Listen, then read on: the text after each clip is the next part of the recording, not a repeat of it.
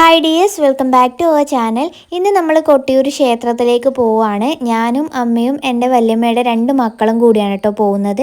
നമ്മൾ സ്കൂട്ടി എടുത്തിട്ട് പോകാമെന്ന് വിചാരിച്ചു.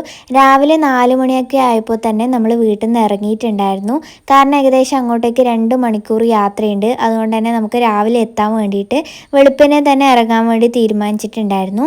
അങ്ങോട്ടേക്ക് എത്തുമ്പോഴേക്ക് നല്ല കോടയായിരുന്നു കേട്ടോ. റോഡൊന്നും കാണുന്നില്ല, അത്രയധികം കോടയായിരുന്നു. അങ്ങനെ നമ്മൾ അവിടെ എത്തിയിട്ടുണ്ട്. അങ്ങനെ ക്ഷേത്രത്തിൽ തൊഴാൻ വേണ്ടിയിട്ട് ആദ്യം തന്നെ നമ്മൾ അക്കരെ ക്ഷേത്രത്തിലേക്കായിരുന്നു പോയിട്ടുണ്ടായിരുന്നത്. 2 ഭാഗമായിട്ടാണ് കൊട്ടിയൂർ ക്ഷേത്രം ഉള്ളത്, അക്കരെ ക്ഷേത്രവും ഇക്കരെ ക്ഷേത്രവും. അപ്പോൾ ആദ്യം നമ്മൾ അക്കരെ ക്ഷേത്രത്തിലേക്കാണ് പോകേണ്ടത്. അങ്ങോട്ടേക്കാണ് പുഴയും കാര്യങ്ങളൊക്കെ ഉള്ളത്. ഈ ഒരു പുഴയിൽ എല്ലാവരും മുങ്ങി കുളിച്ചിട്ടാണ് ആ ഒരു ക്ഷേത്രത്തിലേക്ക് പോകുന്നത് കേട്ടോ. അതുപോലെ ആ ഒരു പുഴയുടെ അടുത്തുള്ള കല്ലുകൾ ഉരച്ചിട്ടാണ് നമ്മൾ ചന്ദനം വയ്ക്കുന്നത്. അങ്ങനെ നമ്മളും പുഴയിലേക്ക് ഇറങ്ങിയിട്ടുണ്ടായിരുന്നു. പുഴയിലേക്ക് ഇറങ്ങി പ്രാർത്ഥിച്ചു. അതിനുശേഷമാണ് നമ്മൾ ക്ഷേത്രത്തിനുള്ളിലേക്ക് പോകുന്നത്. അപ്പോൾ ആ ഒരു പുഴ കടക്കാൻ വേണ്ടിയിട്ട് ഇതുപോലെ ചാക്കുകളും കല്ലുകളൊക്കെ കെട്ടിയിട്ടുള്ള വഴികളാണ്. അപ്പോൾ അത് കടന്നതിന് ശേഷമാണ് നമ്മൾ ആ ഒരു ക്ഷേത്രത്തിൻ്റെ ഉള്ളിലേക്ക് എത്തുന്നത്. അങ്ങനെ നമ്മൾ ക്ഷേത്രത്തിൻ്റെ ഉള്ളിലെത്തി അവിടെയും കയറി പ്രാർത്ഥിച്ചു. നല്ല തിരക്കായിരുന്നു കേട്ടോ.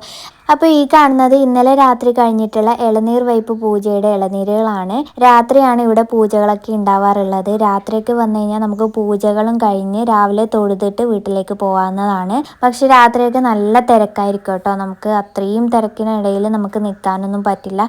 അതുപോലെ നല്ല മഴയായിരിക്കും. ആ ഒരു ടൈം മഴ പെയ്ത് കഴിഞ്ഞാൽ ഈ ഒരു ക്ഷേത്രത്തിന് ചുറ്റുമായിട്ട് വെള്ളം കയറും. അങ്ങനെ ഇവിടെ പ്രാർത്ഥിച്ചതിന് ശേഷം നമ്മൾ ഇക്കരെ ക്ഷേത്രത്തിലേക്ക് പോവുകയാണ്. അപ്പോൾ വഴിയിലായിട്ട് ഒരുപാട് കടകൾ ഉണ്ടായിരുന്നു. അവിടെ 50 രൂപക്ക് ഷോളൊക്കെ വിൽക്കുന്നുണ്ടായിരുന്നു. അപ്പോൾ നമ്മൾ 2 ഷോളൊക്കെ വാങ്ങിച്ചു. നല്ല ക്വാളിറ്റി ഉണ്ട്.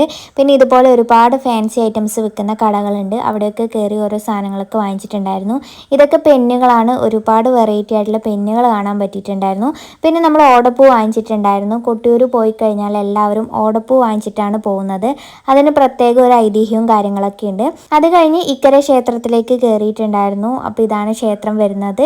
അങ്ങനെ ക്ഷേത്രത്തിൻ്റെ ഉള്ളിൽ കയറി പ്രാർത്ഥിച്ചു. ഈ ഒരു ക്ഷേത്രം നിങ്ങൾ റീൽസിലൂടെ ഒരുപാട് കണ്ടിട്ടുണ്ടാകും. അപ്പോൾ ഇന്നത്തെ ഈ ഒരു ചെറിയ വീഡിയോ നിങ്ങൾക്ക് ഇഷ്ടമായിട്ടുണ്ടെങ്കിൽ ലൈക്ക് ചെയ്യുക.